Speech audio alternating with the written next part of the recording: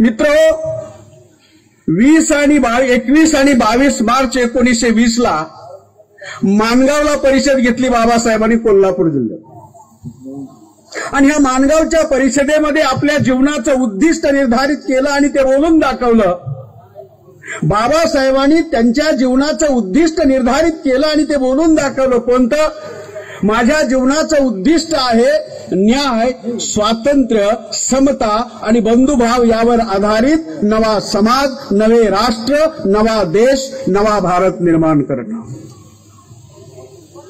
आम्ही माणगावला जातो, पण ह्याचं काय न्याय, स्वातंत्र्य, समता आणि बंधुभावावर आधारित नवा भारत, नवा देश, नवा समाज, नवं राष्ट्र निर्माण झाले.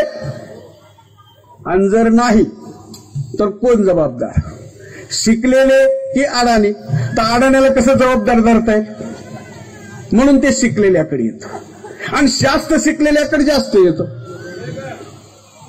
कारण ते दारावर पाट्या लावून सांगतात ना MA PhD म्हणून. तेवढी जबाबदारी घेतली पाहिजे ना. पुन्हा 20 मार्च 1927 ला महाडचा 14 तळ्याचा सत्याग्रह बाबासाहेबांनी केला.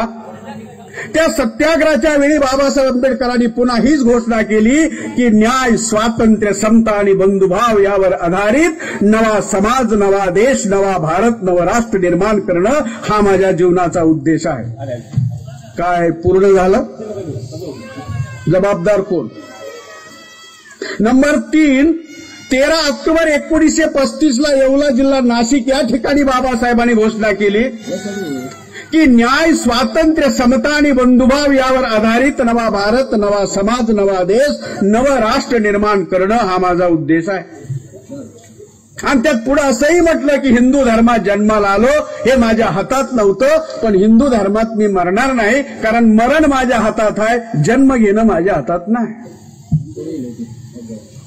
यानंतर बाबासाहेब आंबेडकरांनी 26 नोव्हेंबर 1949 ला जी भारताची घटना लिहिली, 2 वर्ष 11 महिने आणि 18 दिवसात, ज्यामध्ये 395 कलम आणि 12 परिशिष्ट आहेत, ही भारताची राज्यघटना भारताच्या राष्ट्रपतीला डॉक्टर राजेंद्र प्रसाद यांना सुपूर्द करताना बाबासाहेब म्हणाले की माझ्या संविधानाचा उद्देश आहे आणि तो लिहिलेला आहे उद्देश पत्रिकेमध्ये. काय उद्देश आहे संविधानाचा? न्याय, स्वातंत्र्य, समता आणि बंधुभाव यावर आधारित नवा समाज, नवा देश, नवा भारत, नवे राष्ट्र निर्माण करणे. 5 नंबरला 14 ऑक्टोबर 1956 ला अर्थात अशोका विजयादशमी दिवशी पुन्हा बाबासाहेब आंबेडकरांनी नागपूरला घोषणा केली की न्याय, स्वातंत्र्य, समता आणि बंधुभाव यावर आधारित नवा समाज, नवा भारत, नवा देश, नवं राष्ट्र निर्माण करणं हा माझ्या जीवनाचा उद्देश आहे. आम्ही जय जयकार करतो आणि स्वतः बाबासाहेबांनी सांगितलं काही करा पण तेवढा माझा जय जयकार करू नका. आम्ही हटकून तेवढंच करतो, कारण हटकुरी माणसं. काय सांगितलं मग? जय जयकार करू नका, पण माझं अपुरं राहिलेलं काम पूर्ण करण्यासाठी प्राणाची बाजी लावा. ते कुणीच करत नाही, कारण ते अवघड आहे. जय जयकार सोपं आहे. कुणीतरी पुढं म्हणायचं मागं जय, सोपं. आता महाराष्ट्रातली लोक जय भीम म्हणतात, मग उत्तर भारतात आणि बिहारमध्ये ते म्हणजे महाराष्ट्रातली लोक एकदाच जय भीम म्हणतात. आपण जरा महाराष्ट्राच्या पुढे गेलं पाहिजे. मग ते काय जय जय जय जय जय जय जय जयकार करून महापुरुषाचं आंदोलन चालत नसतं.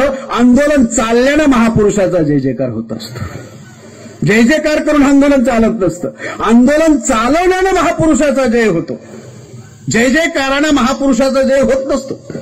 आणि ते बी ह्याच मुंबईत सांगितलं होतं 17 ऑगस्ट 1952 ला सिद्धार्थ कॉलेजमध्ये, माझा जय जयकार करू नका, माझी जयंती साजरी करू नका, माझं अपुरं काम जे राहिले ते पूर्ण करा. आता ते केव्हा करू माहित असेल तर अपुरं काय राहिले. बरं असं म्हणले का बाबासाहेब ते डॉल्बी तेवढं लावायचं राहिले? त्यावेळी डॉल्बी नव्हती, डीजे नव्हता, बँड नव्हता, मिरवणूक नव्हती, कव्वाल्या नव्हत्या, गाणी नव्हती. आणि गाणी दुरंगी सामने, तिरंगी सामने, चौरंगी सामने, आपलेच पुरुष, आपल्याच महिला सोबत लाज वाटते ते काय बोलतात हे सांगण्याची. लाज वाटते. आणि सामना महिला आपलीच, बोलणार आपलाच. इतक्या खालच्या थराला ते गेले जे यायला नाही पाहिजे होत. म्हणून बाबासाहेब आंबेडकरांनी जीवनामध्ये ज्या घोषणा केल्या काय त्या पूर्ण झालेत? बरं, आता बाबासाहेब जबाबदार आहेत का? बरं, बाबासाहेब नाही जो का जिवंतच नाही. मग कोण जबाबदार? या चळवळीमुळं, आंदोलनामुळं संविधान निर्माण झालं, संविधानामुळे आमचा फायदा झाला. शिक्षण मिळालं, स्कॉलरशिप मिळाली, नोकरी मिळाली, प्रमोशन मिळालं, बंगला मिळाला, गाडी मिळाली, मान मराठं, पद प्रतिष्ठा सब कुछ मिळालं. आमची जबाबदारी नाही? ही त्यांची जबाबदारी आहे. आम्ही जबाबदारी ढकलून चालणार नाही. जगातलं सर्वात हलकं काम कोणतं असेल तर जबाबदारी ढकलणं, दुसऱ्यावर ढकलणं, आणि सगळ्यात अवघड काम स्वतःवर जबाबदारी घेणं. आम्ही माणसं स्वतःवर जबाबदारी घेतलेली माणसं आहोत, आम्ही दुसऱ्यावर ढकलत नाही. पहिल्यांदा स्वतः करणार, मग दुसऱ्याला सांगणार. आधी केले मग सांगितले. म्हणून बाबासाहेब आंबेडकरांनी ज्या घोषणा केल्या होत्या त्यात एक प्रमुख घोषणा केली होती की मी सारा भारत बौद्धमय करीन. सगळी लोक भाषणामध्ये सांगतात, आणि ती सांगताना सुद्धा अशा स्टाईलमध्ये सांगतात, बाबासाहेब आंबेडकरांनी, बाबा बी म्हणत नाही, बाबासाहेब कुठून शब्द आणला माहित नाही. अहो बाबा आहे ना राव, गडबडीत लक्षातच नाही. तर त्यांनी सांगितलं मी सारा भारत बौद्धमय करील. प्रश्न आहे झालाय? भारत फार मोठा आहे, 36 घटक राज्य आहेत. महाराष्ट्र बी मोठा आहे, 36 जिल्हे आहेत. मुंबईमध्ये बी 8 झोन आहेत, त्यातला एक झोन. त्याच्यामध्ये बी डिव्हिजन आहेत, त्यातली एखादी डिव्हिजन. त्याच्यामध्ये बी वॉर्ड आहेत, त्यातला एखादा वॉर्ड. त्याच्यामध्ये बी बूथ आहेत, त्यातलं एखादं बूथ. त्या बूथमध्ये गल्ल्या आहेत, त्यातली एखादी गल्ली. त्या गल्लीत आपलं घर आहे, आपलं घर तरी बाकी सोडा. म्हणून हे चिंतन आहे, ही समीक्षा आहे, आणि हे चिंतन आपल्या घरात आपण केलं पाहिजे. ही समीक्षा आपल्या घरात आपण केली पाहिजे. इंट्रोस्पेक्शन केलं पाहिजे मित्र. हे कुणीतरी बोललं पाहिजे, ते कटू असलं पाहिजे आणि ते लागलं पाहिजे. कारण लागल्याशिवाय सुधारणा होत नाही. जर समीक्षा केली तर आमच्या स्ट्रॉंग पॉइंट्स कळतात, शक्तीस्थळं कळतात, आमच्या चांगल्या गोष्टी कळतात. आणि जर समीक्षा केली तर शक्तीस्थळाबरोबर आमची वर्मस्थळं बी करतात, आमच्या कमजोऱ्या बी कळतात, आमच्या उणिवा वानवा बी कळतात. आणि जर उणिवा वानवा लक्षात आल्या तर आम्ही सुधारणा करू. पण आम्ही काय ठरवलंय? आम्ही समीक्षा करायची नाही. मी जो निर्णय घेतला त्या निर्णयाची समीक्षा मी केली पाहिजे. की 1 जानेवारी 2020 ला जो मी निर्णय घेतला होता तो 31 डिसेंबर 2020 ला कुठपर्यंत लागू झाला, किती लागू झाला, किती अपूर्ण आहे, किती पूर्ण झाला तो कसा झाला, अपूर्ण आहे तो किती आहे, आणि जो आहे तो कुणी आणि कधी पूर्ण करायचा आहे. समीक्षेला घाबरलं नाही पाहिजे मित्र, समीक्षा केली पाहिजे. आणि त्यामुळे आपल्या उणीवा, आपल्या वानवा, आपल्या कमजोऱ्या, आपली वर्मस्थळं, मर्मस्थळं, आपले वीक पॉइंट्स हे लक्षात येतात. आणि लक्षात आले तर दूर करता येतात. आणि जे असं करून पुढे जातात ती खरी माणसं असतात. कमजोऱ्या घेऊन, वीक पॉइंट घेऊन, वानवा घेऊन, उणीवा घेऊन पुढे जाता येत नसतं. नेवर, कुणालाच जाता येत नाही. म्हणून विश्वरत्न महामानव बाबासाहेब डॉक्टर भीमराव आंबेडकर म्हणायचे, जे लोक आपल्या निर्धारित कामाची निरंतर समीक्षा करीत नाहीत ते सामूहिक आत्महत्या करतात. बाबासाहेबांच्या नावावर भारतात जेवढ्या बी संघटना आहेत, सामाजिक, राजकीय, धार्मिक, मला वाटतं आत्महत्या झालेली आहे. आत्महत्या म्हणजे काय लिटरली आत्महत्या करायची गरज नाही. संपणं म्हणजे आत्महत्या जाईल. संपणं म्हणजे काय असं बाबासाहेब म्हणाले. म्हणून आम्ही समीक्षा केली पाहिजे. भारताचं बजेट समीक्षेवर आधारित आहे, शेअर मार्केटिंग समीक्षेवर आधारित आहे, जगातला व्यापार समीक्षेवर आधारित आहे. जेवढी जगात राष्ट्र पुढे गेली समीक्षा केल्यानं पुढे गेली. आम्ही मात्र समीक्षा म्हणलं की घाबरतो, समीक्षा करायला तयार नाही. म्हणून आम्ही ठरवलं, कुणी करो नाही करो आम्ही केली पाहिजे, कुणी चर्चा करो नाही करो आम्ही केली पाहिजे. कारण आम्हाला पुढे जायचं, आम्हाला मागं नाही राहायचं. आणि म्हणून हा समीक्षेचा, चिंतनाचा, घरामध्ये विषय आहे, इंट्रोस्पेक्शनचा. हा जर मुद्दा मित्र हो आपल्याला समजायचा असेल तर थोडं बॅकग्राऊंड समजून घ्यावं लागेल. खरं तर हा वेळ खाऊन समजावून सांगण्याचा आणि समजून घेण्याचा मुद्दा आहे. हा लिमिटेड वेळेमधला मुद्दा नाही, तरी सुद्धा आपण जेवढं ते लिमिटेड करता येईल तेवढा करण्याचा प्रयत्न करू. सर्वात पहिल्यांदा आम्हाला इतिहास समजून घ्यावा लागेल. इतिहास, बाबासाहेब इतिहासाबद्दल म्हणतात, जो लोग अपना इतिहास नहीं जानते वो भविष्य निर्माण नहीं कर सकते. अगर आपको अपना इतिहास भविष्य निर्माण करना है तो इतिहास मालूम होना चाहिए. कारण इतिहास ही आमची प्रेरणा आहे, विरासत आहे, स्फूर्ती आहे, जिवंतपणा आहे. म्हणून इतिहास माहीत असलं पाहिजे. फार मोठा विषय, जगामध्ये सर्वात जास्त महत्वपूर्ण जर कुठला विषय असेल गणित आणि इंग्रजीपेक्षा, सायन्सपेक्षा, दॅट इज इतिहास. बाबासाहेब इतिहासाबद्दल असंही म्हणतात, इतिहासातून जे बोध घेत नाहीत, इतिहास त्यांना धडा शिकवल्याशिवाय राहत नसतो. अरे किती वेळा आम्हाला धडा शिकवायचा, किती वेळा आम्ही शिकायलाच तयार नाही, त्याला मानायलाच तयार नाही. मित्र, आम्हाला खोटा इतिहास सांगितला. मी तर असं म्हणतो की जगाच्या पाठीवर भारत एकमेव देश आहे ज्या देशामध्ये खोटा इतिहास शिकवण्यासाठी प्राध्यापकाला पगार दिला जातो. एकमात्र देश भारत, जगाच्या पाठीवर. खोटं शिकव, पगार घे पण खोटं शिकव. आणि आम्ही त्या इतिहासावर विसंबून आहे, स्वतः काही शोधत नाही.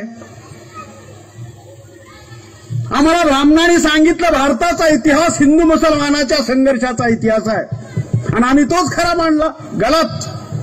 मित्र हो, भारताचा इतिहास हिंदू मुसलमानाच्या संघर्षाचा इतिहास नाही. मग काय आहे? माझा प्रश्न आहे त्या इतिहासकारांना. मुघल मुसलमान 5व्या आणि 6व्या शतकात भारतात आले, सुफी संत. 7व्या आणि 8व्या शतकात मुघल आले, आणि 12व्या आणि 13व्या शतकामध्ये मुघल आले, 7व्या आणि 8व्यामध्ये पठाण आले, 5व्या आणि 6व्या शतकात सुफी संत आले. मग माझा प्रश्न आहे त्यांना की 5व्या आणि 6व्या शतकानंतर जर सुफी संत भारतात आले तर 5व्या शतकापूर्वी आमचा संघर्ष कोणाच्या विरोधात होता? जमीन खा गई या आसमान निगल गया, आखिर वो दुश्मन कहां गया? कुणाच्या विरोधात लढले? हिरण्याक्ष. कुणाच्या विरोधात लढले? हिरण्यकश्यपू. कुणाच्या विरोधात लढले? प्रल्हाद. कुणाच्या विरोधात लढले? विरोचन. कुणाच्या विरोधात लढले? बळी महाराज. कुणाच्या विरोधात लढले? महावीर गौतम. कुणाच्या विरोधात लढले? सिद्धार्थ गौतम बुद्ध. कुणाच्या? मुसलमान होते. याचा अर्थ भारताचा इतिहास हा नाही. मग नेमका भारताचा इतिहास काय आहे? वर्णव्यवस्थेचे समर्थक आणि वर्णव्यवस्थेचे विरोधक यांच्या संघर्षाचा इतिहास हा भारताचा इतिहास आहे. जाती व्यवस्थेचे समर्थक आणि विरोधक यांच्या संघर्षाचा इतिहास हा भारताचा इतिहास आहे. अस्पृश्यतेचे समर्थक आणि विरोधक यांच्या संघर्षाचा इतिहास हा भारताचा इतिहास आहे. महिलांच्या गुलामीचे समर्थक आणि विरोधक यांच्या संघर्षाचा इतिहास हा भारताचा इतिहास आहे. थोडक्यात ब्राह्मणेतर आणि ब्राह्मण यांच्या संघर्षाचा इतिहास हा भारताचा इतिहास आहे. गैर ब्राह्मण आणि ब्राह्मण यांच्या संघर्षाचा इतिहास हा भारताचा इतिहास आहे. अब्राह्मण आणि ब्राह्मण यांच्या संघर्षाचा इतिहास हा भारताचा इतिहास आहे. पण हे जळजळीत सत्य तुम्हाला कळू नये म्हणून त्यांनी आमच्या पुढे नकली शत्रू उभा केला. त्या नकली शत्रूचं नाव मुसलमान. नकली शत्रू आहे, आमचा असली शत्रू नाही. माझा प्रश्न आहे तुमच्या पुढं, काय मुसलमानानं वर्णव्यवस्था निर्माण केली? नाही. काय मुसलमानानं अस्पृश्यता निर्माण केली? नाही. काय मुसलमानानं जाती व्यवस्था निर्माण केली? नाही. काय मुसलमानानं आमच्या महिलांना गुलाम केलं? नाही. काय मुसलमानानं गैरबराबरी, भेदभाव, विषमता निर्माण केली? नाही. काय मुसलमानानं आम्हाला हक्क अधिकारापासून वंचित केलं? नाही. काय मुसलमानानं आमच्या तोंडाला गाडगी बांधली, मागं खराटे बांधले, हातात गळ्यात काळे दोरे बांधले? नाही. मग मुसलमान कसा शत्रू? एक बी काम नाही केलं. ज्यानं केलं हे तुम्हाला कळू नये म्हणून त्यांनी आम्हाला खोटा इतिहास सांगितला आणि तो खोटा इतिहास उराशी बाळगून आम्ही काम करू लागलो. म्हणून गोंधळ झाला. जोपर्यंत आम्ही हा गोंधळ समाजातल्या मनातला निर्माण घालवणार नाही तोपर्यंत आम्हाला जे पाहिजे ते आम्ही मिळवू शकणार नाही. म्हणून याला प्रबोधन आणि जागरण म्हणतात. म्हणून भारताच्या इतिहासाचे 3 टप्पे आहेत मित्र हो. नंबर 1 प्राचीन भारताचा इतिहास, नंबर 2 मध्ययुगीन भारताचा इतिहास आणि नंबर 3 आधुनिक भारताचा इतिहास. प्राचीन भारताच्या इतिहासाचे 4 टप्पे आहेत. इतिहास नीट समजून घेतला पाहिजे, नाहीतर इतिहासात चुका झाल्या तर भविष्यात गडबड होऊ शकते. आणि हे बी लक्षात ठेवा, इतिहास जिवंत माणसं निर्माण करतात, मुर्दार लोक इतिहास निर्माण करत नसतात. जिवंत माणसं इतिहास निर्माण करतात. प्राचीन भारताच्या इतिहासाचे 4 टप्पे. युरेशियन ब्राह्मण भारतात येण्यापूर्वीचा इतिहास अर्थात बळीचे राज्य. सोन्याचा धूर निघत होता, बॉम्बचा नाही. सोने की चिडिया म्हणत होते त्यावेळी. दुसरा, युरेशियन ब्राह्मण भारतात आल्यानंतरचा इतिहास खोटं, लबाड, देव संस्कृती, मंदिर संस्कृती, यज्ञ, याग, पूजा, अर्चा, कर्मकांड, थोतांड या. तिसरा, मूळ निवासी भूमिपुत्र सिद्धार्थ गौतमाची रक्तविहीन क्रांती आणि तिचे परिणाम. आणि चौथा, युरेशियन आर्य पुत्र पुष्यमित्र शृंगाची रक्तरंजित प्रतिक्रांती आणि तिचे परिणाम. हा आहे भारताचा इतिहास. अचूक बातम्या, निपक्षपाती विचार, अन्यायाविरुद्ध वाचा फोडणारे परखड विचारांचे सार्वभौम दैनिक प्रजासत्ताक जनता.